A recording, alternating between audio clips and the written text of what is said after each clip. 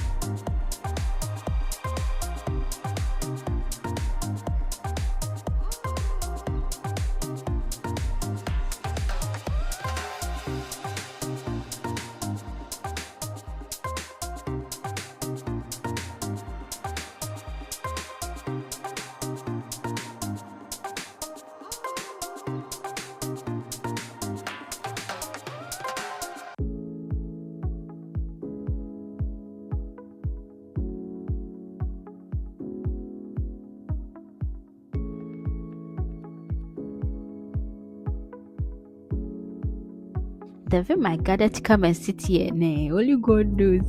But Charlie, for content, before do up.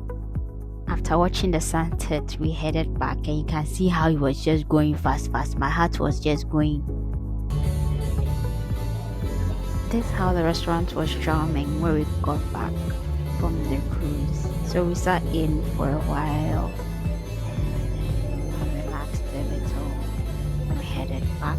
So in the taxi heading back, the driver was also cruising to some Nigerian tunes. We stopped at the city center, and then we witnessed the opening of one of the shops there and the performance by this lady. And that's how we ended the day. Bye.